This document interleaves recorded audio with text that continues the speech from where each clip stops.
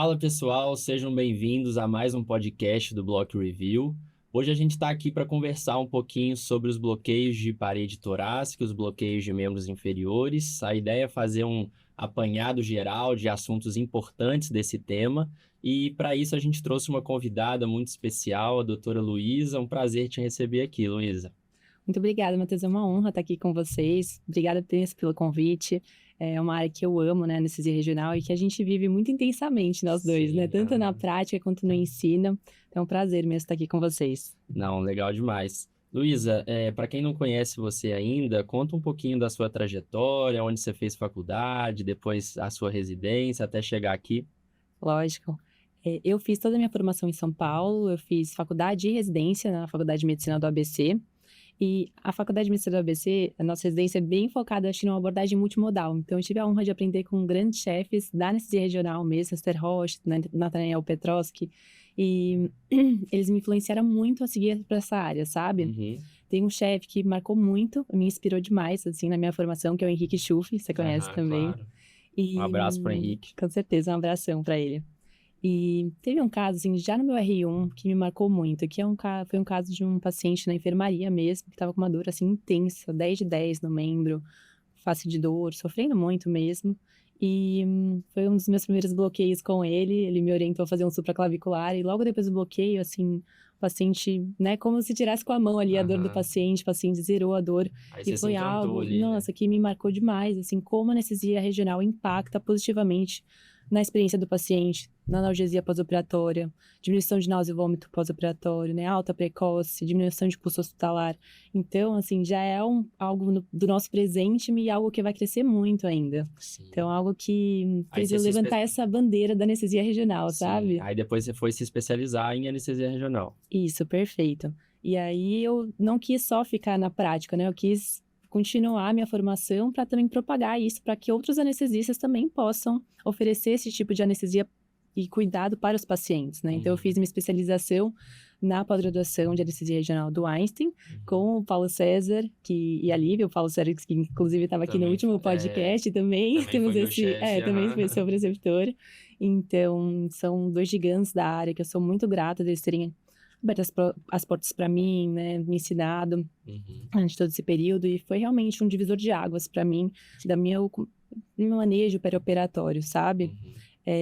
Depois eu continuei minha formação, né, eu fiz uma especialização também, não é especialização não, um observership lá em Toronto, em que eu tive a oportunidade de acompanhar e ver como que grandes nomes da anestesia regional fazem anestesia regional. Então, o Kijinxin, a Anaí Perlas, o Peng, que está aí sempre nos congressos, tá, né? Esses nomes aí. Então, foi muito bacana acompanhar com eles. E eu acabei também, nessa parte da pós-graduação do Einstein, eu acabei me tornando preceptora, né, que o Matheus também faz parte lá com a gente, e coordenadora do programa. Legal. Nesse período em São Paulo eu trabalhava bastante no Hospital Moriá também, que eu não posso deixar de citá-los, porque eles foram, assim, fundamentais na minha trajetória. Eu acompanho eles desde, assim, de acadêmica, desde o segundo, terceiro ano da faculdade. E eles me inspiraram muito para seguir a anestesia, e eu acho que eles foram um ponto importante nessa minha relação com o cuidado perioperatório, sabe? Disciplina, o respeito com o paciente, o cuidado próximo. Então, eles foram fundamentais nisso. Eu acabei fazendo também uma especialização em cirurgia de alta complexidade, com grandes nomes da área, né? O Thales, o Zé Matheus, o Marcos Lourenço.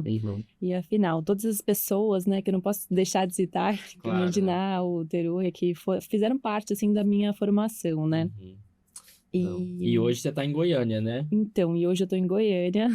Acabou que minha vida pessoal, ela resolveu ir para outro lado, e eu me mudei para Goiânia. Lá também tem um Einstein, uma rede Einstein, então eu acabei ficando mais na rede. E eu comecei a trabalhar também no hospital de urgências lá, que é o Hugo. Então, o Gustavo Dequique, que é o coordenador lá, me recebeu super bem. E ele tem uma visão muito similar à nossa, sabe? Que ele fez dor. Então, nós juntos resolvemos ali continuar essa parte da anestesia regional, e a gente está criando agora a pós-graduação em anestesia regional. Vai ter a primeira turma agora em março lá, Matheus. Estou muito feliz. Estou feliz por você também, pessoal de Goiânia que acompanha a gente aí, ó. Fiquem Fica a ligados dica. que tem turma da pós-graduação em Goiânia também, tá? Agora em março. Não é só São Paulo, não. Um ponto legal, Matheus, dessa turma, especificamente, é que a gente já tá com bastante inscritos, a gente tá com 20 inscritos quase. Nossa, que bacana. E o ponto legal é que a maioria dessas pessoas são pessoas que acompanham e veem o resultado da anestesia regional da gente na prática. Então, sabe, que tem esse contato e consegue vivenciar isso e ver quanto a anestesia regional faz diferença na vida do paciente. E a gente vê isso dia a dia, né? Sim. Bom, Luiz, vamos começar então o nosso papo.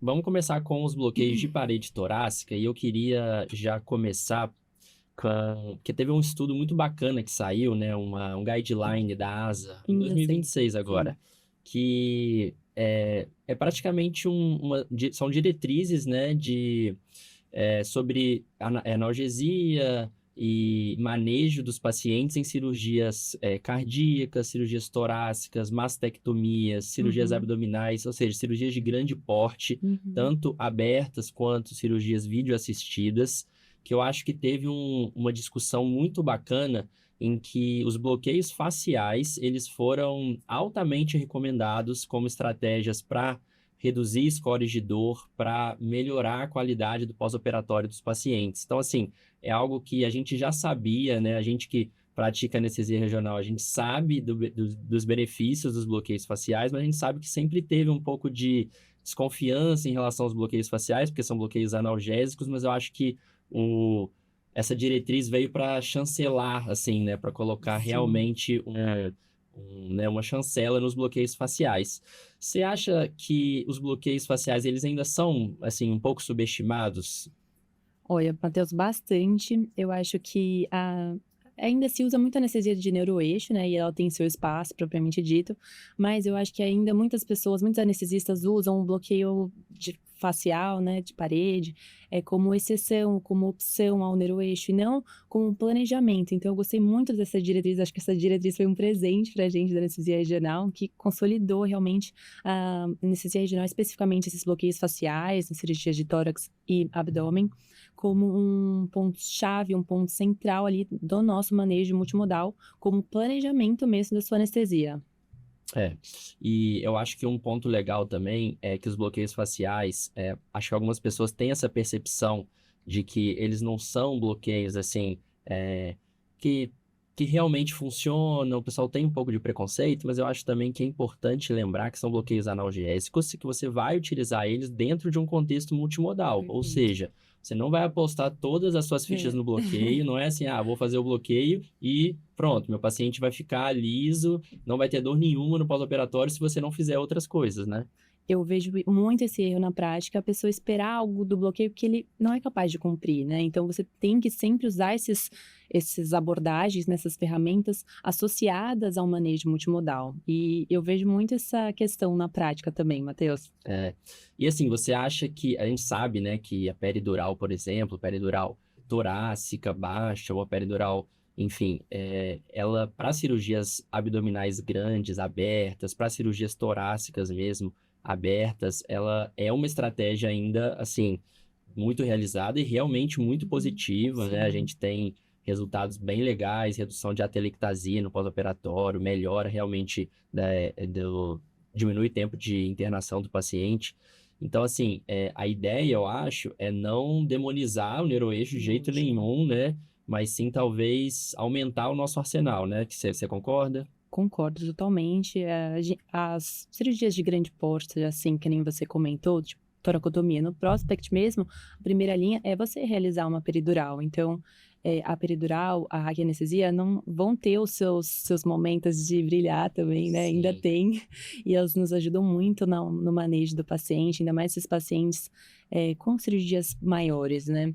Então, eu acho que esse guideline, na verdade, nos coloca uma ferramenta a mais, né, para você associar ali ao seu manejo. E muitas vezes, às vezes, você pode até associar um bloqueio de neuroeixo, uma raquianestesia, a um bloqueio de parede, né? Sim, e eu acho que outro ponto também é que ele te dá essa opção não somente de você poder pensar na analgesia, mas também pensar no status, por exemplo, hemodinâmico do seu paciente, porque assim, Às vezes esse paciente era um candidato, pensando no território daquela cirurgia, a uma peridural, mas é um paciente mais limítrofe, é um paciente que, Perfeito. se você de repente fazer um bloqueio simpático, ele vai sentir bastante, e aí de repente o bloqueio pode ser uma estratégia melhor pensando nesse sentido. Sim, e também nos pacientes anticoagulados, né, que é uma contraindicação para a gente abordar o neuroeixo, então seriam ótimas opções. Mas é isso também que a gente não pode só pensar esses bloqueios mais como exceção ou como opção nesses casos. Acho que também são muito úteis nesses casos, mas eles são para ser usados como planejamento em geral, né, de forma geral. Então, o que eu achei bem interessante nesse guideline da ASA, por exemplo, foram as cirurgias abdominais minimamente invasivas, que muita gente usa só uma multimodal, né? E não, é forte a recomendação da gente usar bloqueios de parede. Eu uso bastante já nas minhas, inclusive cirurgiões que eu anestesio de Já prova, sabe, já né? sabem. Eu adoro o oblíquo externo intercostal, por exemplo, para colecistectomia. Então, eu uso muito esses bloqueios de parede, mesmo nas minimamente invasivas, sabe? Bacana. Só para o pessoal ver, esse é o estudo, tá, que a gente está comentando. Se vocês quiserem depois, né, deem uma olhada no estudo na íntegra, a gente deixou aí para vocês, inclusive com DOI, tá? É uma recomendação aí de estudo para vocês. E, Luísa, o eretor da espinha, vamos falar um pouquinho Vamos. dele, porque é um bloqueio que eu acho que nunca saiu de moda desde que ele foi divulgado pela primeira vez, e ele está completando 10 anos, né, desde que Uhum. ele foi falado pela primeira vez lá pelo grupo do Foreiro. E, assim, desde quando ele foi lançado, eu acho que foi uma febre, né? O pessoal quis fazer ESP para tudo e aí os resultados a gente começou a ver que eram um pouco inconsistentes, né? E na prática a gente também repara isso, às vezes o paciente fica ótimo, né? A nossa analgesia fica ótima com o eretor da espinha. Tem paciente que você faz o eretor da espinha, faz ele, pô, legal ali, e o paciente às vezes tem uma dor e você fala, putz, será que eu fiz alguma coisa de errado e tal? Uhum. E aí, quando você vai, né, analisar, né, a própria anatomia do bloqueio, eu acho que explica essa inconsistência, né? Eu acho que as Uhum. pessoas têm que entender que o eretor, ele não vai ser para todo mundo, né? Uhum. Perfeito, Matheus. O ESP é um bloqueio que ganhou seu espaço, inegavelmente, ali nesses últimos 10 anos, inclusive no World Day of Regional Anesthesia, a gente teve muitas aulas sobre o ESP por conta desses 10 anos, né? E é um bloqueio que reduz score de dor no pós-operatório e reduz o uso de opioide. Então, ele é muito interessante nas toracoscopias, cirurgia cardíaca, fratura de costela, até cirurgias de coluna. Então, tem muitas abordagens, até algumas abordagens um pouquinho diferentes ali que estão se colocando na Uhum. literatura, mas não tem tanta evidência que nem cirurgia de ombro, né? Sim. Mas, afinal, eu acho que é um bloqueio que tem seu espaço, mas a gente não pode tratá-lo como um santo graal, né? Exato. Ele não vai resolver todos os nossos problemas. Mesmo o papo que a gente estava falando antes sobre analgesia multimodal, a gente sempre, né, fazer um pacote ali de manejo para o paciente. E o ESP, ele é um bloqueio que tem muita variabilidade de resultados, né, da dispersão dele. Então, a gente tem que tomar cuidado mesmo, porque não é um bloqueio que a gente sempre vai esperar o mesmo resultado, né? Sim. Ele, infelizmente, ele tem essa inconsistência, essa variedade, né? Exato. E é o que eu falei na aula até, que não esperar do bloqueio aquilo que ele não promete, né? Uhum. E aí, só para não ficar vago essa questão da inconsistência, vamos lembrar um pouquinho sobre a anatomia do eretor da espinha, né? Eu coloquei aqui uma imagem que seria um corte transversal visto de cima da parede torácica. Aqui está a região posterior, a vértebra, e aqui o externo, a região anterior e os músculos da parede torácica. Eu destaquei aqui os músculos da parede torácica posterior, primeiro o eretor da espinha, o romboide e o trapézio mais superficial. E aí a gente repara que logo aqui do foramen intervertebral vai sair o nervo espinhal, e aí o nervo espinhal, logo que ele sai, ele faz a sua comunicação com o sistema nervoso autônomo, com os gânglios simpáticos, com o plexo parasimpático. Depois ele emite já o seu ramo dorsal, que é o ramo que realmente vai para as costas, vai inervar pele, músculo, ossos, articulações aqui das costas. E é basicamente depois que ele emite esse ramo dorsal, aí sim ele se continua como ramo ventral, que é chamado também de nervo intercostal, e aí depois, ao nível da linha axilar média, ele vai dar o ramo cutâneo lateral, e depois aqui na frente ele vai dar o ramo cutâneo anterior, que vão inervar a parede torácica lateral e parede torácica anterior. Mas o que eu quero chamar a atenção?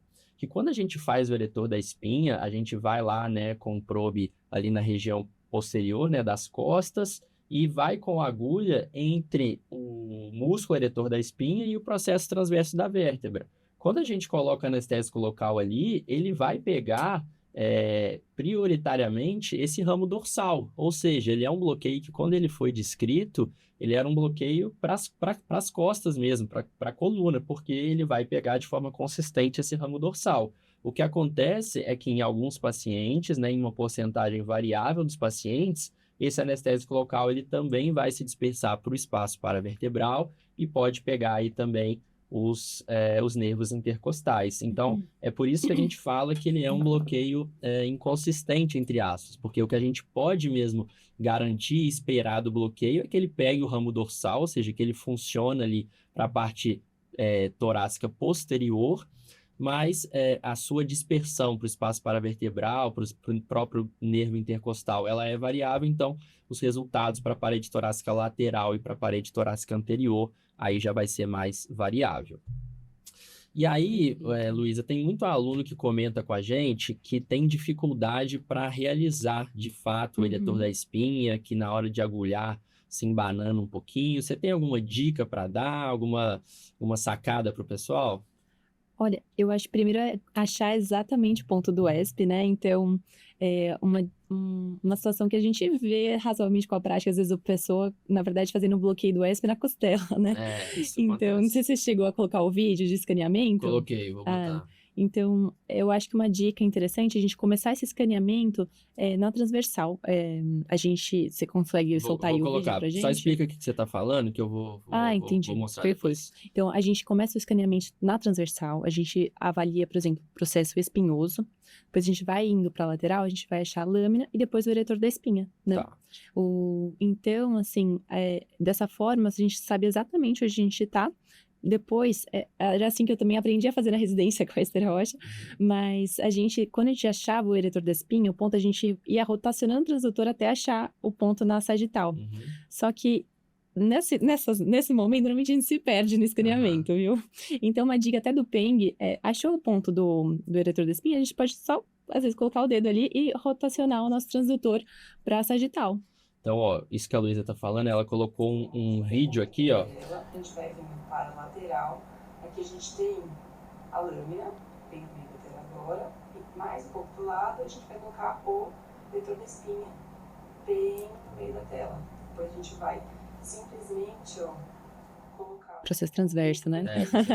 Processo transverso. Depois eu vou repassar o vídeo e vou tentar mostrar tudo que a Luísa falou. E você já cai direto no ESP. Então, pessoal, vou voltar. Ó, o que a Luísa tá fazendo? Ela tá colocando o probe aqui bem em orientação transversal, bem no meio da coluna. Aqui ela tá vendo o processo espinhoso, lâmina, e aqui ela vê o processo transverso. Ela tem certeza que é o processo transverso. Aqui tá a pleura, aqui embaixo. Como ela sabe que aqui é o processo transverso, ela coloca bem no meio do probe o dedo dela, bem nas costas da paciente. E aí ela vai rotaciona para a orientação sagital e ela vai cair direto no processo transverso. E aí ela não tem dúvida de que ali realmente é processo transverso.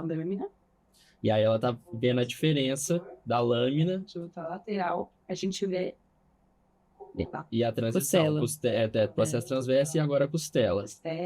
Então é uma dica que ela tem que é bastante interessante para a gente ter essa opção de identificar, porque o pessoal tem muita dificuldade de, putz, o que é costela, o que é processo transverso. Sim. E eu gosto de fazer, eu até deixei aqui essas imagens, eu gosto de fazer na orientação sagital mesmo, faço fora de plano, e aí como que eu faço para não me embananar com essa questão de costela e processo transverso? Como o processo transverso ele é mais medial, enquanto que a costela a gente começa a ver ela um pouco mais lateral, eu coloco o probe na orientação sagital num ponto bem mais lateral, que eu tenho certeza que eu não vou encontrar processo transverso, que eu vou encontrar costela. E aí as dicas que eu estou realmente na costela é que eu estou vendo ali as estruturas bem arredondadas e eu estou enxergando bem a pleura. A gente diz que o formato da costela parece a corcova de um camelo.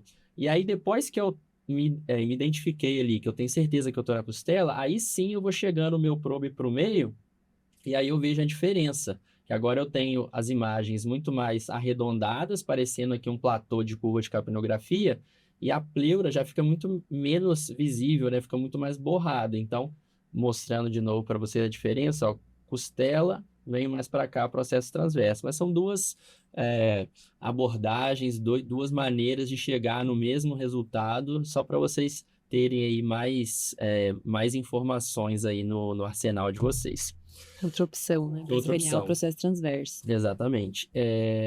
E aí, teve um aluno que comentou uma coisa comigo que eu achei curioso e é legal que a gente explique isso. Ele falou assim, bom, eu entendi então que o eretor da espinha, ele vai pegar realmente bem parede torácica anterior, lateral, quando ele se dispersar para o espaço paravertebral. Então, por que eu já não faço direto o paravertebral? Sim, o paravertebral realmente tem uma qualidade analgésica excelente, né, Matheus? Só que, tecnicamente, ele não é tão fácil de fazer. É um bloqueio um pouco mais difícil. E é um bloqueio que tem alguns riscos associados a mais, né? É um bloqueio bem próximo da pleura. Então, tem um risco aí associado de pneumotórax. Tem alguns vasos ali também presentes, então é um bloqueio. Tem alguns vasos profundo, né, e não compressível. Então, você não pode fazer se o paciente estiver anticoagulado. Exatamente. E também é um bloqueio que fornece um bloqueio simpático maior, né? Não tanto que nem a peridural, mas maior que o ESP. Então, você tem que tomar cuidado nos pacientes limítrofes, né? Cardiopatas, você não ter alguma intercorrência, uma hipotensão mais severa, né? Sim, até porque também ele é um bloqueio que para você pegar uma área grande, né, de abrangência, você vai precisar fazer um volume também grande, né? E é um bloqueio que a gente está fazendo muito próximo à saída das raízes, e é um bloqueio, então, que pode dar um bloqueio simpático significativo. Então, eu acho que é diferencial. O paravertebral, ele não é um ESP melhorado, ele é um outro bloqueio diferente, que tem vantagens e suas desvantagens como qualquer outro. Então, calma, né? E também é um bloqueio que talvez exija um pouco mais de expertise, de treinamento, exatamente. Visualização da ponta da agulha. Exatamente. E aí, só para explicar um pouquinho do paravertebral, quando a gente está fazendo o eretor da espinha, né? Essa aqui seria uma imagem meio que do eretor da espinha na orientação sagital. Como a gente falou, a gente não visualiza muito bem a pleura no eretor da espinha, né? E a gente não visualiza porque geralmente a gente não está paralelo com a pleura que está aqui em azul.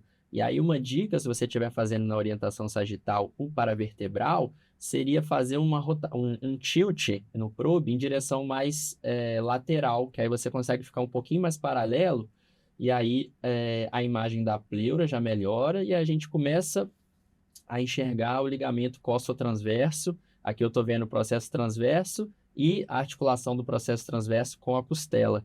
Mas o interessante é que eu começo a ver o ligamento costotransverso e aí eu tenho esse espacinho, né? Isso que a gente estava comentando, que é um bloqueio mais complicado, porque você tem esse espaço para vencer e aqui embaixo já está a pleura, né? Então é um bloqueio que não é fácil agulhar, né? E tem esses riscos associados a ele aí. É sempre importante a visualização da ponta da agulha, né? E uma outra técnica legal de associar é a hidrodissecção com salina, para você ter certeza que você está no ponto certo antes de fazer o uso do anestésico local. Né? Exato. Tem gente que eu acho que acha que é vergonha, tipo, ficar fazendo teste de hidrodissecção como se não soubesse onde está a ponta da agulha, né? Mas eu acho que isso é mais no agulhamento em plano. Eu acho assim, o agulhamento em plano, não que seja vergonhoso, tá, gente? Longe disso. Você fazer hidrodissecção. Para achar a ponta da agulha, mas é que no agulhamento em plano, a visualização, espera-se que quem está executando esteja com uma boa visualização da agulha. No agulhamento fora de plano, como a gente só vê a pontinha mesmo, você não vai ver o corpo todo da agulha, a agulha realmente fica difícil de visualizar, e quando a gente está tratando de bloqueios que têm estruturas de risco ali, no caminho da minha agulha, por exemplo, ou a pleura aqui, por exemplo, que eu não posso ir com a agulha até lá, é uma estratégia excelente fazer hidrodissecção. Eu sempre faço. Para fazer eretor, eu faço hidrodissecção. Até também para não desperdiçar o anestésico local também, né? Porque senão a gente vai testando com o anestésico local, vai perdendo aquele anestésico. Matheus, é uma medida a mais de segurança na sua anestesia regional, né? Então, Exatamente. inclusive, eu tenho me policiado a fazer isso em quase todos os bloqueios que eu faço. Inclusive porque eu ensino muito anestesia regional, né? Então, é algo que é benéfico para o paciente, para você ter certeza ali da dispersão, antes de você fazer uso do seu anestésico local, até para não desperdiçar em algum lugar que não é útil, né? Então, Exatamente. quando você tem certeza que está no plano correto, aí sim você usar o anestésico local. E você falou num ponto importante, eu acho que você fala bastante disso, eu acho muito legal sobre segurança também, né, no bloqueio, né? Não é simplesmente pegar e bloquear, né? Porque a gente, né, vê, né, os residentes, o pessoal que passa com a gente, eles ficam doidos para bloquear, e a gente, né, já foi assim também, mas existe uma série de cuidados que a gente tem que tomar na hora de fazer o bloqueio, né? Seja asepsia, antisepsia, proteger probe, né? Sim. Fala um pouquinho disso, que eu acho que o pessoal às vezes negligencia um pouco essa parte. Bastante. E, inclusive, tudo começa na explicação para o paciente de como é o bloqueio, os riscos e benefícios, algo que a gente às vezes não faz tanto, né? E é algo, um padrão que você tem que acrescentar na sua prática, sabe? O checklist de bloqueio, né? Antes da Qual realização do lado, né, bloqueio, vai ser? principalmente a lateralidade ali que a gente vê erro. Imagina você errar o interescalênico. Eu já vi acontecer. Já vi acontecer também. Então, é algo que você tem que colocar ali na sua prática mesmo, sabe? Para você só tem ganhos na sua prática, né, como segurança para você como profissional e para o paciente. Então, às vezes, você usar um marcador, uma adrenalina na solução também é algo vantajoso para você ter certeza que você não está intravascular, quando você injeta é outro marcador, sabe? Sim. Então, tem algumas medidas aí que a gente pode acrescentar na nossa prática. Com certeza. Luiz, agora pode Posso falar, só acrescentar desculpa. uma coisa que a gente tinha comentado Claro, de fala. conversar, que eu acho que é uma dica legal tanto do ESP quanto do paravertebral, que são bloqueios em pontos muito específicos, né? No processo transverso, naquela região específica do paravertebral. Então, para você, quando você vai realizar o agulhamento, você tem que estar no ponto exato. Você não pode ficar movimentando o transdutor, né? Então, quando você achar esse ponto, você tem que pausar a mão do transdutor, esquece ela ali, e depois você só foca no seu agulhamento. Então, isso é uma dica legal, porque às vezes a pessoa agulha e depois mexe o transdutor para achar a agulha. E aí você vai se perder, porque aí você vai perder a imagem. Então, você tem que fazer o agulhamento exatamente no meio do transdutor e não mexer mais aquela mão. É melhor você repetir o agulhamento, às vezes, do que você ficar movimentando e tentando achar sua agulha. Boa, ótima dica. Agora, Luísa, sobre as cirurgias de mama, vamos falar um pouquinho dela, que eu acho que existem várias possibilidades para cirurgias de mama, de analgesia para cirurgias de mama. Às vezes isso até entra um pouquinho em conflito com o cirurgião, né? Mas enfim, não vamos entrar nesse mérito. Mas eu acho que o pessoal tem dúvidas sobre assim, eles perguntam assim, qual bloqueio você faz para cirurgias de mama? Eu acho que primeiro é não colocar todas as cirurgias no mesmo saco, né? Porque eu acho que tem cirurgias pequenas de mama, uma setorectomia, ou até mesmo uma implante de prótese mamária. Existem as cirurgias radicais de mama, uma mastectomia radical com esvaziamento axilar. Eu acho que são abordagens diferentes, né? Como é que você organiza, assim, como que você faz seu raciocínio pensando em analgesia para cirurgia de mama? Matheus, inclusive a mastectomia foi uma cirurgia citada nesse último guideline da ASA, né? E que eles colocaram os bloqueios faciais e o paravertebral com equivalência analgésica, sendo os bloqueios faciais com uma melhor satisfação, experiência do paciente. Especificamente, na minha prática, né? Eu opto pelos bloqueios faciais. Então, eu vou dividir aqui em 3 pacotes para ficar mais fácil de entender. Primeiro, as mastectomias simples, né? Eu acabo usando o interpeitoral. Tá. A gente jogou nessa lente, isso. O antigo PEC 1. Então, para pegar peitoral lateral e medial. Se de repente já tem uma abordagem axilar, aí eu já opto pelo pecto serrátil, porque você precisa, né, também pegar a inervação de intercostal, ramos laterais, né, intercostobraquial. Então, eu acredito que o pecto serrátil seja mais indicado. Agora, se você tem uma rotação de grande dorsal, aí você vai pegar mais essa região posterior do tórax, né? Então, você precisa pegar ramos mais dorsais, né? Então, o torácico longo, o tóraco dorsal. Então, eu acabo associando também, às vezes, o interpeitoral com o serrátil. Então, eu acho legal do serrátil também é você fugir um pouquinho da região da mama, né? Porque o conflito que eu acho que às vezes fica é porque se você faz o bloqueio antes, tem cirurgião que não gosta, porque você vai estar infiltrando um pouquinho ali a região da mama, que vai ser explorada. Se for uma coisa oncológica, também tem aquela questão do risco da agulha com o câncer, enfim. E eu acho que o serrátil, muitas vezes, para essas cirurgias, ele consegue fazer com que a gente fique um pouquinho mais distante, né, da cirurgia em si, e aí acaba dando um pouquinho mais de tranquilidade pra gente fazer o bloqueio, né? Perfeito, Matheus. Eu acho que é sempre a questão de individualizar também. Eu tive uma cirurgia recente sobre uma rotação de grande dorsal. E você fez o quê? E foi, na verdade, coitado do paciente. Ele levou uma mordida de pitbull aqui no braço. Ah, eu vi, você postou. Você viu, eu postei sobre isso. E era um paciente que estava muito sensibilizado pelo trauma. Ele já tinha feito múltiplas abordagens e ele fazia uma rotação de grande dorsal pro braço. E aí, a minha abordagem inicial, eu pensei, vou fazer um supraclavicular, eu vou fazer alguns bloqueios aqui também de parede, e vai ficar bem. Só que, durante a minha abordagem, assim, até quando fui fazer anestesia geral, fiz o propofol, ele é muito sensível, sabe? O paciente já bastante sensibilizado. Então, eu mudei minha abordagem, eu resolvi fazer uma peridural para ele. Porque nesse caso específico, sabe, eu achei que ele se ia beneficiar muito mais do que um bloqueio facial. Legal. Então, é o que a gente estava falando, né? Não, exato, não colocar assim, o bloqueio facial como a nova salvação, que a gente falou, né? Os bloqueios de neuroeixo, eles têm muito valor ainda. E legal que você não comentou do ESP para cirurgia de mama, porque saiu um estudo recente, vou até colocar esse estudo, deixa eu ver se ele tá aqui. É esse aqui, ó. É o pessoal de Brasília, pessoal, tem até uns colegas aí dentre os autores. Mas é um estudo que avaliou, então, ESP versus Pecto serrátil, que é o antigo PEC2, tá? Para mastectomias simples, eletivas, tá? E ele avaliou, então, pacientes asa 1 e 2, asa 1, asa 2, asa 3, eu acho. Depois a gente tem que rever. Mas o que ele viu? Eles fizeram 30 ml no ESP, 30 ml no Pecto serrátil, para pacientes submetidos ao mesmo tipo de cirurgia e avaliou consumo de opioides no intra e no pós-operatório e os scores de dor em curto prazo, médio prazo e longo prazo. E eles acharam uma diferença não tão grande, mas uma diferença que eu acho que é considerável de uma vantagem do Pecto serrátil em relação ao ESP. Então, o Pecto serrátil teve um menor uso de opioides e também teve uma menor cronificação da dor.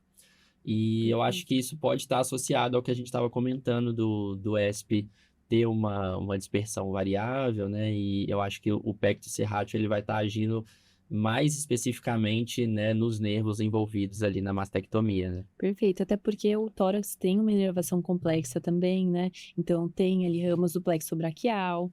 Então, acredito que por isso também os bloqueios de planos faciais aqui no tórax sejam mais interessantes. Aqui na parte anterior, né? Na parte anterior. Beleza, fica aí a recomendação também, pessoal, desse estudo bem legal aí sobre a diferença de eretor da espinha e Pecto serrátil para cirurgias de mama. Agora, um tema que sempre também pergunta, tem uma legião aí de alunos nossos que fazem cirurgia cardíaca, e aí é sempre a pergunta, o que você faz para cirurgia cardíaca? Você faz eretor? Você faz paraesternal? O que você acha, Luísa? O que você pensa aí que é o padrão ouro hoje? Se existe padrão ouro, se não existe, para cirurgias de cirurgias cardíacas, né? Perfeito, Matheus. Cirurgias cardíacas são cirurgias que têm um potencial alto de cronificação da dor, né? Principalmente pela esternotomia. Então, eu penso muito no sentido de a gente tem que fazer o nosso manejo intraoperatório da melhor forma possível, tentando diminuir esse estímulo álgico para diminuir a chance de cronificação da dor, certo? Então, um bloqueio que eu sou muito fã é o paraesternal, tanto superficial quanto profundo. São bloqueios que pegam bastante essa região anterior do tórax. Efetivamente, na literatura, a gente não tem um bloqueio que é melhor que o outro, ou o paraesternal ou o ESP, não tem evidências sobre uma superioridade entre eles. Mas se eu for optar por um bloqueio na cirurgia cardíaca, é o paraesternal por conta disso, tá? Além disso, eu acho muito vantajoso a gente sempre pensar nos drenos, que são áreas que o paciente queixa muito da dor no pós-operatório. Então, sempre quando o paciente tem dreno, principalmente pleural, eu acho bem válido a gente fazer um intercostal, algum bloqueio ali para você minimizar esse estímulo no pós-op. Mas sobre o ESP, se eu faço, não faço, eu acho bastante interessante associar o ESP ao parasternal. Inclusive, eu já trouxe um relato de caso do lastro no meu R3 sobre essa associação, que foi o melhor paciente que eu já vi acordando de cardíaco. O paciente estava na praia, com o braço assim atrás da cabeça, perna cruzada. Então, eu acho assim, sempre que você puder fazer o ESP, porque nem sempre você pode fazer, né, o eretor da espinha, porque às vezes o paciente é muito limítrofe e tudo. Então, sempre que existe essa possibilidade, eu acho interessante essa associação junto com a analgesia multimodal, certo? O ESP normalmente a gente faz antes da cirurgia, porque com o paciente sentado ou em decúbito lateral, e o parasternal normalmente eu faço depois da cirurgia. Eu costumo fazer o superficial, mas o profundo também tem uma evidência legal, não em relação à superioridade analgésica, isso não tem na literatura, mas talvez numa maior duração do bloqueio, sabe? Eu acho legal isso que você falou, até dessa combinação do eretor e do parasternal, porque tem uma questão também na cirurgia cardíaca que é o quando fazer, que você comentou, em relação à duração dessa analgesia, né? Porque quando a gente está fazendo, a gente está pensando, né, no paciente ter uma recuperação mais rápida, né? Fazer uma anestesia ali mais fast track. E quando a gente faz o bloqueio antes, dependendo se a cirurgia, né, tem serviço, que é rapidinho, né? A cirurgia cardíaca eles fazem Você vai rapidinho. perder umas 6 horas Vai ali, perder né? umas Quase de 6 horas, né? analgesia, né? No Certeza. perioperatório ali, né? E o bloqueio a Perfeito. gente sabe que tem uma duração limitada. De repente você fazer um bloqueio cobrindo ali a esternotomia no intraoperatório e aí depois fazer o parasternal, pensando no pós-operatório, é uma estratégia legal também, mas lembrar, né, tem muita variável antes da gente pensar em fazer essa combinação, tem que pensar no estado hemodinâmico, o eretor da espinha pode ter um bloqueio simpático associado, tem que pensar na dose tóxica, enfim, tem que considerar várias possibilidades. E aí a Luísa comentou sobre o parasternal superficial, que ela falou que costuma fazer, eu também faço parasternal para cirurgia cardíaca e eu também faço superficial, né, que hoje em dia a gente chama de pexo intercostal, que seria injetar anestésico local entre o peitoral maior e o intercostal interno. A outra abordagem, que é a abordagem profunda, seria hoje em dia também chamado de bloqueio do plano transverso do tórax, seria injetar anestésico local entre o intercostal interno e o músculo transverso do tórax. Lembrando que o ultrassom aqui está em orientação sagital, né? Logo ali do lado do externo. O problema é que não é sempre assim, né? O transverso do tórax, ele é um músculo fininho que eu trouxe essa imagem aqui para mostrar a pegadinha dele. Porque assim, quando a gente está com ultrassom aqui na orientação sagital e está vendo o transverso do tórax, se eu por acaso mexer um pouquinho esse probe para o lado, ao invés do transverso do tórax, eu tenho agora uma estrutura hipoecóica aqui mais contínua, que vai estar pulsando na tela, que é a artéria torácica interna, que é a mamária. Então tem que tomar muito cuidado, porque o que você pode achar que é o transverso do tórax pode ser a mamária, e você está fazendo justamente para uma cirurgia cardíaca, o seu cirurgião vai ficar louco. E aí uma estratégia para você fugir disso, se você quiser fazer realmente a abordagem profunda, seria fazer, em vez na orientação sagital, fazer na orientação transversal. Então você vai ver o externo aqui, o peitoral maior, o intercostal interno, e aí você consegue colocar os vasos, né, que vão aparecer agora como estruturas arredondadas, não vai estar naquele outro sentido, e o músculo transverso do tórax vai estar ali mais ao lado dos vasos, e aí você conseguiria ter uma janela um pouquinho melhor para fazer esse bloqueio, mas lembrar que você está fazendo um bloqueio mais perto da pleura e perto dos vasos torácicos internos, né, os vasos mamários. Sim, acho importante sempre achar a mamária, né, antes de fazer seu bloqueio. Sempre achar. Tipo, ver o transverso do tórax, só ver onde está a mamária para você ter certeza de onde você está injetando. Exato. Bom, beleza. Acho que a gente deu uma boa passada aí nos bloqueios de parede torácica, deu uma boa pincelada. Então agora vamos para a nossa segunda parte aqui da revisão, que são os bloqueios de membros inferiores. E aí, Luísa, eu já queria te perguntar uma coisa, porque assim, eu acho que os bloqueios de membros inferiores, essa é a minha impressão, não sei se você concorda, que eles são subestimados pela comunidade anestésica como um todo, tá? Eu me incluo nisso. A gente vê até na residência, pelo menos na minha, foi assim, a cirurgia de membros inferiores, às vezes, era a oportunidade para o R1 fazer uma hack, sabe? E naquela correria ali do plantão, tipo, residente tem que almoçar, aquela coisa, os bloqueios de membros inferiores sempre ficavam para segundo plano, quando, tipo, não dava para fazer uma hack, enfim. E talvez porque realmente exista uma técnica como a hack que funcione para o intraoperatório, os bloqueios de membros inferiores acabam sendo jogados em segundo plano e tudo mais. Você acha que realmente existe isso? Que a gente subestima os bloqueios de membros inferiores? Demais, Matheus. E isso acho que está associado bastante com uma falha no acompanhamento perioperatório. Porque os bloqueios de membro superior, se você tem alguma falha, alguma questão ali, o paciente já se queixa na RPA na sua frente, né? Eu tô com dor, não fiquei muito bem ali, ou não, nem consegue às vezes fazer a cirurgia por conta disso, você tem que converter para geral.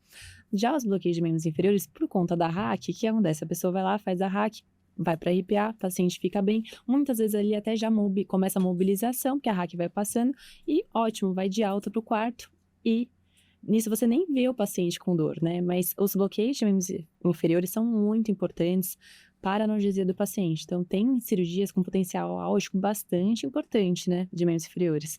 Fratura de fêmur, as cirurgias de hálux valgo, né? Tem cirurgias que com potencial importante álgico, né? Então, com certeza, isso acontece por conta da falha no acompanhamento mesmo. Então, necessita nem ver o resultado, né, da anestesia dele. Sim, então, eu acho que é um alerta, assim, né, pra gente, como um todo, de acompanhar mais os nossos pacientes no pós-operatório, porque a hack que a gente geralmente coloca no neuroeixo, ela vai segurar ali poucas horas no pós-operatório, e esses pacientes candidatos a cirurgias de membros inferiores, eles precisam de mobilização, eles fazem fisioterapia. Sim. Então, uma coisa é aquele paciente deitado na cama, né, que não vai se mexer, às vezes a sua morfina realmente vai dar conta do recado ali nas primeiras horas, mas para cirurgias de membros inferiores, que hoje a gente sabe que exigem né, uma mobilização rápida, uma recuperação rápida,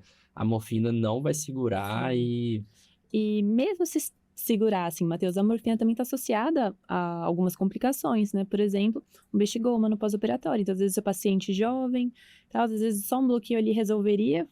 E não, o paciente ficou internado, não pôde ir de alta porque teve retenção urinária, teve que ser sondado, que é uma situação bem desagradável para o paciente no pós-operatório. Então, há algumas questões ali que eu acho que a gente tem que colocar na balança, né?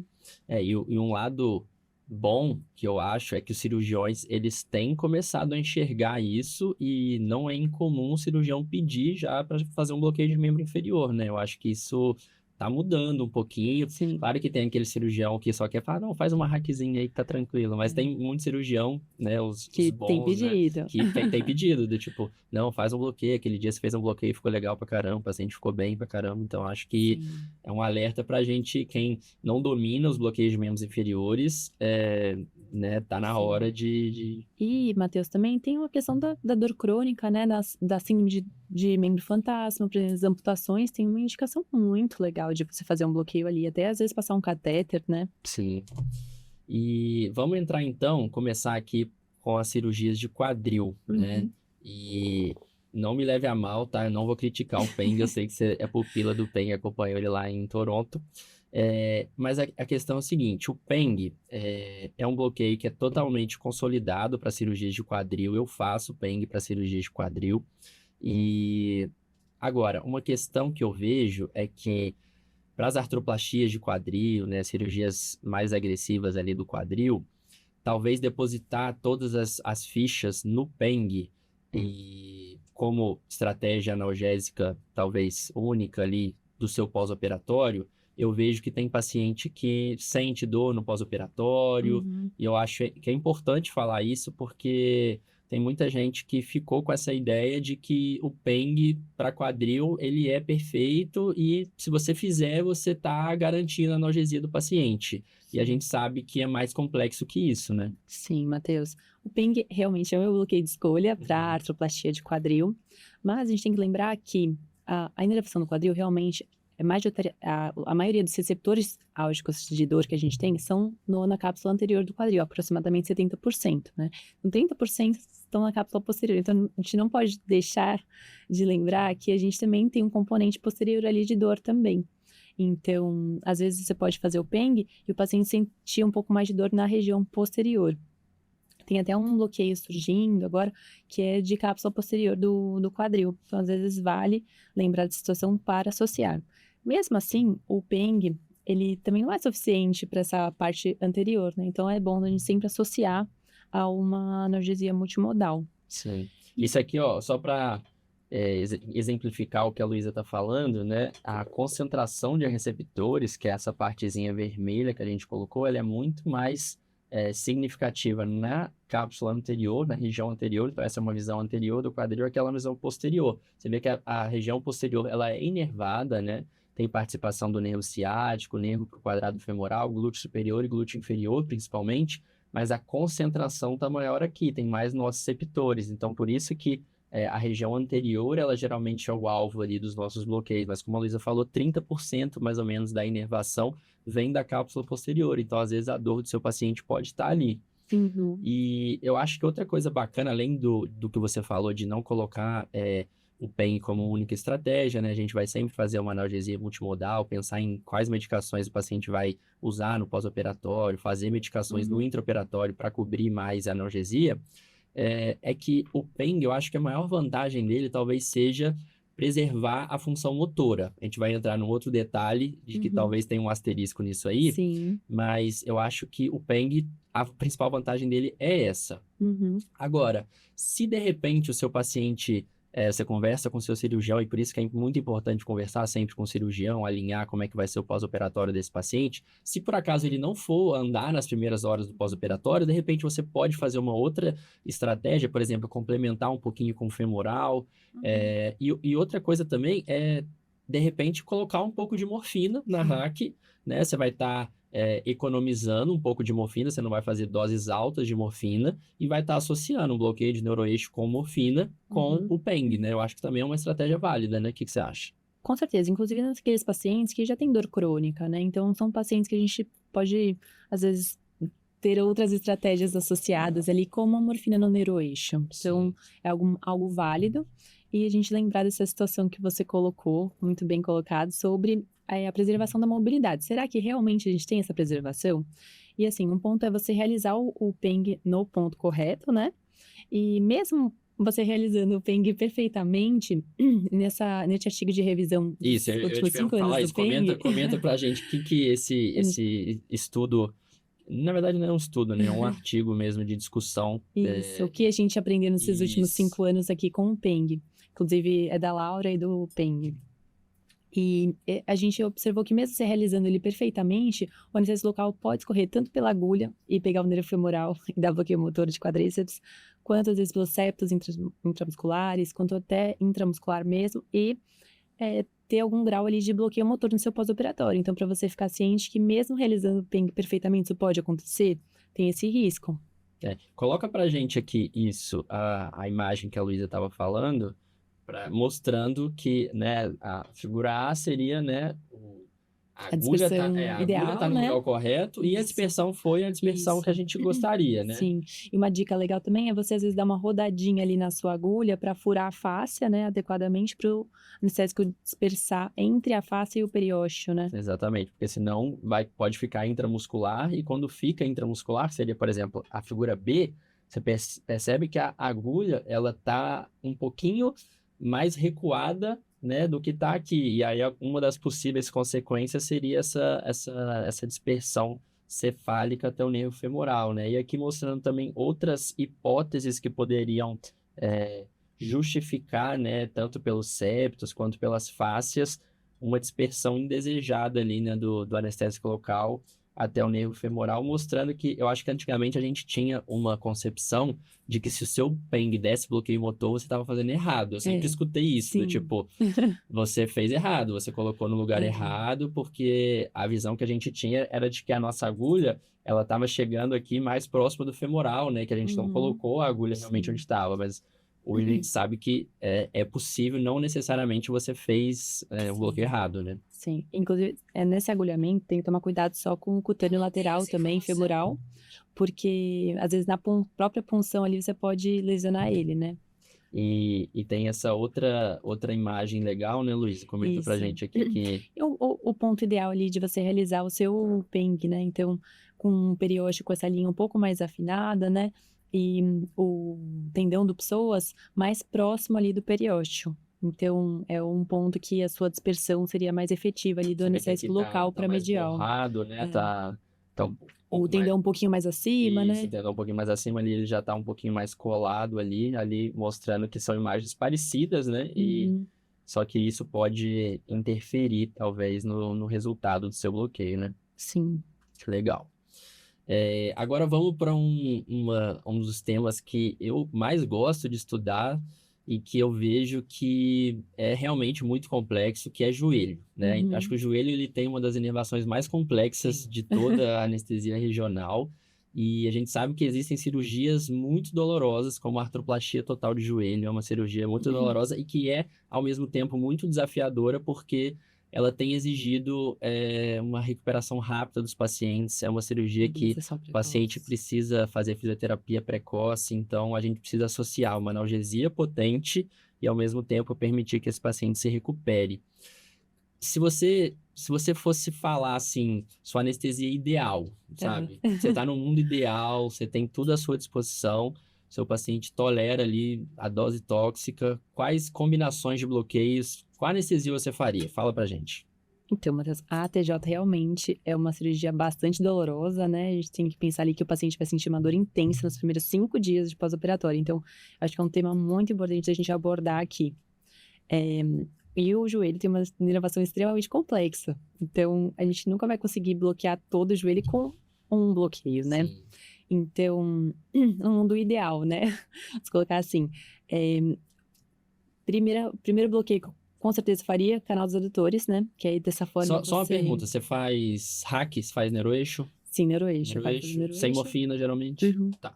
Às vezes dá para associar também com uma geral, dependendo do cirurgião, se ele quiser mais imobilidade ali do paciente. Tá, beleza. Então, vamos pro Beleza. canal dos adutores. Então, o canal dos adutores, pensando em nervo safeno e também o paravasto medial. O paravasto medial, ele fica logo ali abaixo do sartório, e ele é separado ali pelo nervo safeno por uma membrana vasoadutora. Então, tem algumas pessoas que advogam para você pegar o paravasto medial e depois ir para a região do canal dos adutores. Mas, sempre que você escaneia cranial para caudal depois do seu canal dos adutores, você vai ver que esse anestésico local, se você fizer ali de 15 ml, mais ou menos, que é o que a gente faz no canal, ele sempre dispersa para o vasto medial. Então, eu já fiz várias canais dos adutores, eu sempre dou uma escaneada depois dos meus bloqueios, e normalmente você pega o paravasto medial mais acima, sabe, mais proximalmente.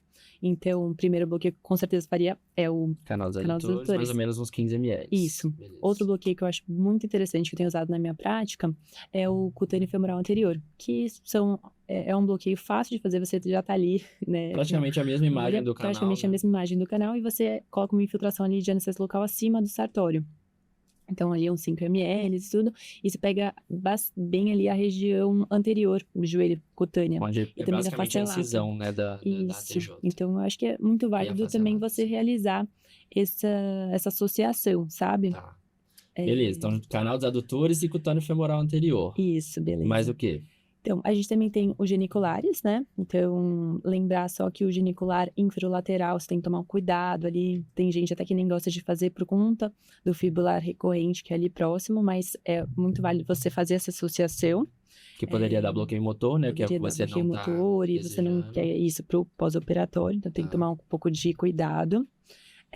O paravasto intermédio, também uma infiltração simples ali acima da patela, né? Na região do fêmur. E uma questão é da porção posterior ali do joelho. Então, é válido às vezes ser um IPEC, ou tem gente também que advoga você fazer também um canal dos adutores mais baixo. Não sei se você já ouviu falar disso, do hiato adutor, que esse anestésico local escorreria para a porção posterior ali, e também auxiliaria na analgesia desse plexo poplíteo posterior. Então, esse é o ideal. Eu sei que às vezes, inclusive porque é muito bloqueio, às vezes você não tem tanto tempo ali, né, tanta flexibilidade ali com o cirurgião. Então, pelo menos ali um canal dos adutores, às vezes você tentar passar um catéter no canal dos adutores para o pós-operatório, e às vezes combinar com o cirurgião dele fazer uma infiltração nessas outras regiões, né, acho que Você tem que que você avaliar a puder sua fazer é prática, o que válido, você né? conseguir fazer. Exato. Também o catéter no canal dos adutores, se você for fazer antes da cirurgia, é um pouco complicado por conta dos campos cirúrgicos, então às vezes você vai ter que fazer uma abordagem um pouquinho oblíqua para a passagem do catéter, então acho que é mais fácil você realizar esse procedimento no pós-cirurgia, né, Sim. porque aí você vai ter mais tempo, também mais tranquilidade para passar esse catéter, então Tem que ver essas o são as IPEC, minhas por exemplo. recomendações. Muitas vezes eu falo assim, pronto, agora no final da cirurgia eu vou fazer o IPEC. Aí, Uhum. quando eu vou ver, o cirurgião colocou o curativo, a tala ali, Não, muito mais dá. acima Acho que do teria que fazer joelho. acima, Exato, antes mesmo da antes. cirurgia, e sempre lembrar de fazer de forma estéreo, né, gente? Sempre Exato. probo estéreo, tudo, né? Que é a recomendação geral de todos os bloqueios hoje em dia, mas principalmente, né, nessa cirurgia específica, que a infecção Pra pode ser colocar uma prótese bastante de danosa ali joelho, para o exatamente. paciente, né? Só para exemplificar o que a Luísa está falando, essa é a inervação do joelho, bem tranquila, né? Aqui a visão posterior, né? O plexo poplíteo, os geniculares, ali do outro lado a visão anterior com safeno, nervo parovasto medial, os geniculares, enfim, toda essa inervação que a gente já discutiu, mas só para mostrar o porquê que é tão complexo. E aí, assim, a gente vai ter uma aula específica dos geniculares, mas a Luísa comentou do bloqueio do cutâneo femoral anterior. Eu queria mostrar para vocês, só para vocês entenderem o que a gente está falando aqui. O cutâneo femoral anterior, né, ele vai ser... Você vai ter dois ramos, né? Um medial e um intermédio ou intermediário. E eles vão ter esse trajeto aqui, e para a região do joelho, eles vão pegar essa região mais anterior aqui, do joelho para cima. E a gente consegue bloquear eles numa região bem próxima à região que a gente já faz o canal dos adutores. Então, percebam que o probe está colocado aqui praticamente igual no canal dos adutores, na região medial da coxa. Aí aqui ele está vendo o sartório, ali estão os vasos femorais, e mostrando que acima do sartório, né, tem ali, é quase que uma infiltração subcutânea mesmo, mas tem uma fásciazinha aqui que tá mostrando. Às vezes dá para ver bem legal, né, Lúcio? Vou até mostrar o vídeo que você fez, que dá para ver. É tipo o cutâneo lateral da coxa, e quando dá para ver, ele Isso. fica, né, Tem o eyeball sign, né, que eles Exato, colocam, eyeball que sign. parece um globo ocular, então tem alguns, realmente você consegue direcionar ali seu agulhamento Exatamente. mesmo. Mas mesmo que você não consiga visualizar, Pode você infiltrar ali a região acima do sartório. Então aqui está mostrando um ramo e ali o outro ramo, né, do cutâneo femoral anterior. Sim, lembra? Aí, ó, o seu vídeo aí, ó. Pegando Aqui tava bem um ali, e aqui né? tava o outro, né? Isso, perfeito. E aqui o sartório, né? Isso. Mostrando que nessa faixa estão presentes. Eu acabo fazendo meu canal dos atores um pouco mais alto ali no ápice do trígono femoral também. Esse agulhamento é um pouquinho de treino, tá, gente? Esse agulhamento é um escaneamento dinâmico junto, né, com a progressão da agulha. Então, vou mostrar mais uma vez, só para o pessoal pegar a imagem. Então, Esse sartório, aqui acima aqui do em sartório cima. a fáscia, e aqui tava um ramo e aqui tava outro ramo. Esse ramo já tá até embebido. E aí uns 5 ml são suficientes, né, Lu? Sim. E aí você pega aquela região anterior da pele sobre o joelho. Isso, perfeito. Eu acho que é bem válido, um bloqueio fácil de fazer, né? Fácil execução, superficial, então tranquilo, vale a pena associar. Ou isso, se você não quiser, não tiver muita familiaridade, pelo menos pede para o cirurgião infiltrar, né? Junto com o seu canal dos atores. Então, Vale a pena. Vale a pena. Boa. E calcular a dose tóxica, né? Porque são muitos bloqueios, né? Ou às vezes o cirurgião também quer fazer a infiltração dele, então é importante sempre calcular a dose tóxica também ali que vocês estão usando em conjunto, e o né? ortopedista, se você não pergunta, ele infiltra sem te falar nada, e aí você fala assim, ó, eu fiz tantos ml aqui, você meio que tem tantos para você fazer. Aí ele calcula lá e faz, porque senão realmente é muito anestésico local para o paciente. Luísa, vamos falar um pouquinho. Tem uma aluna que comentou comigo que no serviço dela chega bastante paciente vasculopata que vai fazer amputação transfemoral. E ela tem dificuldade porque assim, são pacientes que às vezes não são candidatos a HAC E seja, enfim, por uma coagulopatia, seja pelo estado hemodinâmico, né? Às vezes uma hack ali no paciente mais limítrofe, a gente sabe que pode ter consequências ruins. E também, às vezes, é um paciente muito idoso, que se fizer anestesia geral, também fica aquela coisa, será que vai sair bem do tubo e tudo mais? E a gente sabe que os bloqueios, eles podem salvar, né, nessas situações. Com E certeza. ela queria, né, uma dica, assim, quais bloqueios que a gente faz, o que a gente recomenda ali para fazer para amputação, para fazer com bloqueio e sedação. Como é que Legal. você Primeiro, faz? assim, se você for fazer só os bloqueios isoladamente, com certeza existe essa possibilidade, mas mesmo se você for fazer uma geral associada, uma hack anestesia associada, também é muito válido você fazer os bloqueios pela síndrome de membro fantasma. Então, para você ali evitar uma dor crônica ali no pós-operatório, certo? Então, quando eu explico essa questão ali da amputação femoral, eu gosto de dividir uma inferior em alguns compartimentos. Então, porção anterior, a gente vai pegar o quê? Nervo femoral, certo? A gente vai um pouco mais para lateral, a gente tem o cutâneo femoral lateral. Já na região medial, a gente tem os obturadores.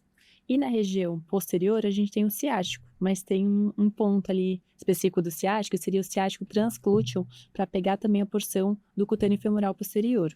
Então, são muitos bloqueios, né, Matheus? São bloqueios que, às vezes, tecnicamente, não são tão fáceis, né? Dependendo ali do porte do paciente também, né? Do tamanho do paciente. Acho que o obturador e o ciático via transglúteo é um pouquinho mais... Não são bloqueios que... um pouquinho mais avançados, Sim. mas que, né, com treino, são Sim. super factíveis de fazer. E são bloqueios que demandam muito volume, às vezes, né? Uns 20 ml e tudo. Sim. Então, você tem que tomar cuidado também, calcular a dose tóxica. Às vezes, são pacientes também consumidos, que... está diante, então você tem que calcular a dose tóxica e dar uma olhada ali qual concentração que você vai usar. Às vezes você pode usar 0,2, né? Então, às vezes demora um pouquinho também até você conseguir liberar esse paciente para a cirurgia. Sim. Só um detalhe que a Luísa comentou do ciático via transglútea, que é a abordagem do ciático que vai permitir ali, por dispersão do seu anestésico, pegar o cutâneo femoral posterior, o cutâneo posterior da coxa, que é o ramo que inerva a parte cutânea posterior da coxa, como o nome já diz. Mas o ciático via transglútea é um bloqueio profundo, então lembrar dessa pegadinha, porque às vezes você está fugindo da hack porque você está diante de um paciente anticoagulado, enfim. E só que você também não pode fazer o ciático via transglútea, né? Por definição, pelo fato dele ser um bloqueio profundo. Então, tomar cuidado com isso. Mas, então, seriam essa combinação de bloqueios, eu acho que seria a combinação ideal para você conseguir anestesiar, né? Femoral, cutâneo lateral da coxa, obturadores e o ciático via transglútea.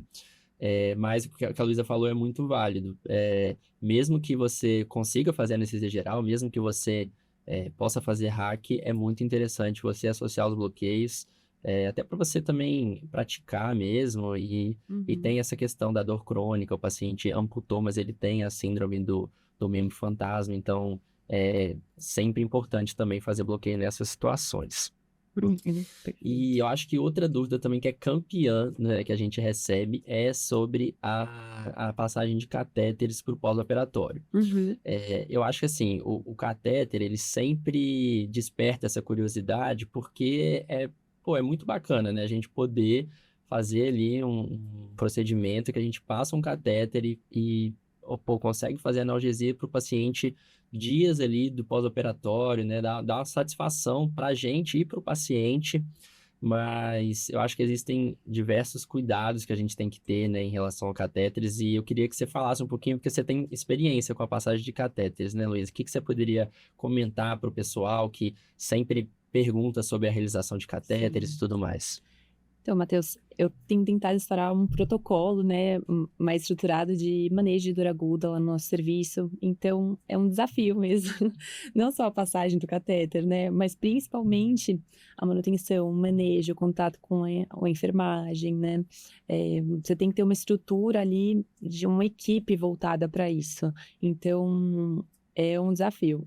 Não é só passar, né? Você casa com o catéter. O catéter tem que ver se a enfermagem é preparada para lidar com aquele catéter, se vai ter anestesista, se você vai conseguir passar, ou se você não passar, alguém precisa passar, alguém da sua equipe precisa passar. Esse catéter pode se deslocar, então não é só chegar lá e repicar, como a gente faz às vezes numa peridural, que a gente vai lá, no leito, aspira e injeta. Uhum. Você às vezes tem que confirmar a localização do catéter com ultrassom, ver se ele ainda está lá. Uhum. E, enfim, não é uma burocracia a É uma mais, burocracia né? a mais que eu acho que compensa, vale muito a pena a gente investir nisso, né? E tentar realmente construir algo bem positivo ali, mas é um desafio.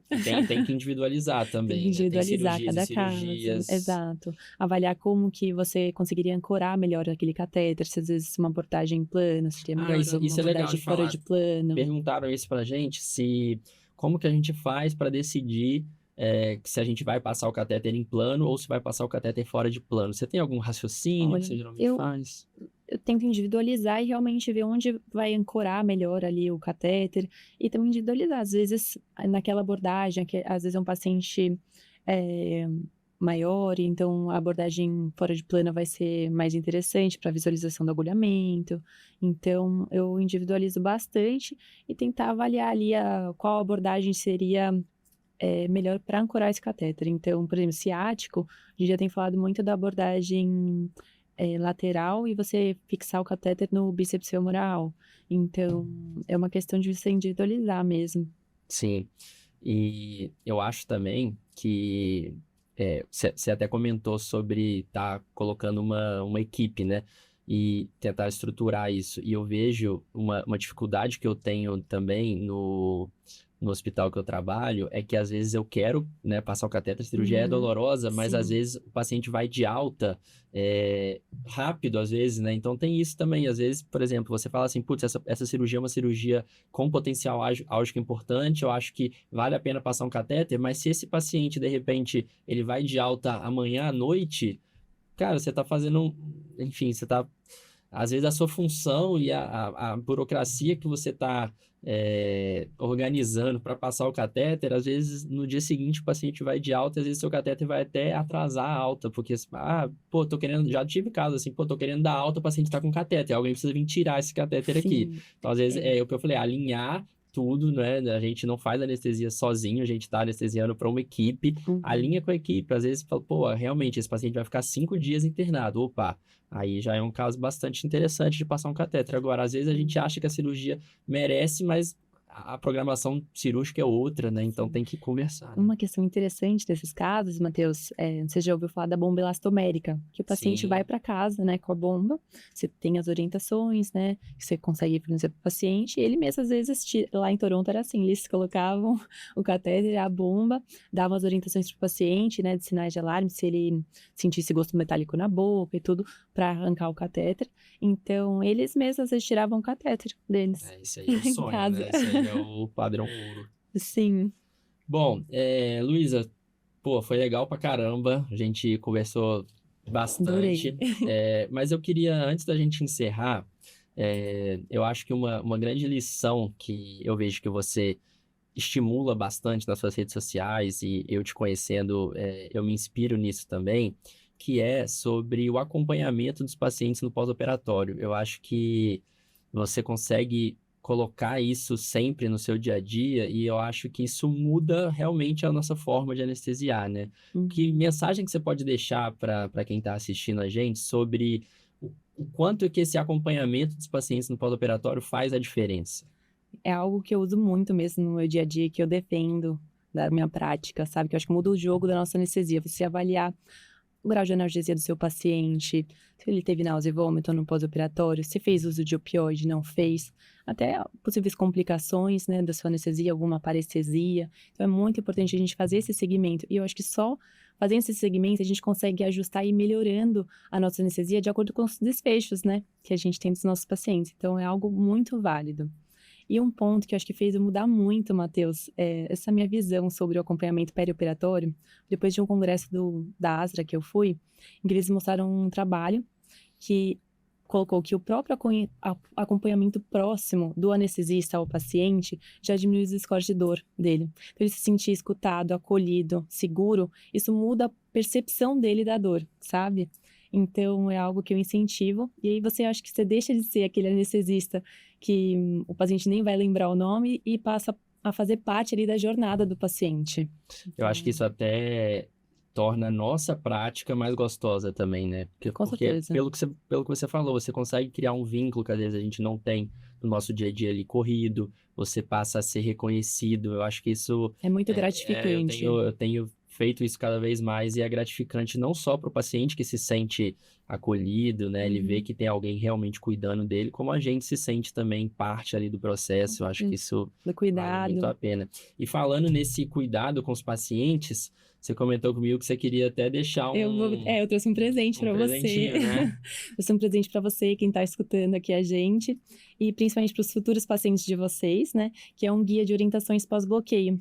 Para vocês deixarem com eles, né? Para eles saberem o que é normal sentir, quando procurar ajuda, como usar adequadamente ali, as medicações no pós-operatório. Então, Pô, espero que isso eu nunca ajude. tinha visto, né, uma iniciativa assim, pô, achei muito bacana. Aqui, pessoal, tá só a capa, tá? Isso aqui é só o É um gosto, guia só para vocês completo. sentirem o gostinho do que é esse materialzinho. É um material para vocês passarem, então, para os pacientes de vocês, porque, né, os pacientes às vezes não entendem muito bem, né, o bloqueio. Para a gente é Sim. muito corriqueiro, mas os pacientes não entendem que ele vai ficar com formigamento, que ele vai ficar com aquele braço às vezes pesado, né? Então, Sim. e orienta também até ele a tomar algumas As condutas, as precauções, né? O precauções. cuidado com o membro que está anestesiado, sinais de alarme para se caso a pessoa vá ter uma síndrome compartimental, né? Então, são cuidados ali no E pós-operatório tem até geral. também coisas estimulando também a tomada de medicações, né? Sim, que é algo que eu defendo também muito, a orientação do paciente em relação ao uso de analgésicos, né, no pós-operatório, que às vezes a pessoa tá ali com bloqueio, não está sentindo dor, não foi tão bem orientada, né, ou às vezes só tá negligenciando o uso do analgésico oral porque tá sem dor, e aí o bloqueio passa e a pessoa tem uma dor de forte intensidade, que é o que a gente conhece como dor rebote, né. Então é algo bastante válido a gente passar essa orientação para os nossos pacientes. Bom, é isso. Queria agradecer demais a Luísa. Quando a gente chamou a Luísa, a gente já sabia que ela ia acrescentar bastante aqui para vocês. E, Luísa, deixar as portas abertas. Sempre que quiser voltar aqui, você é super bem-vinda. E, Obrigada. e é isso. Foi muito bom. Nossa, adorei. Obrigada pelo convite. Imagina.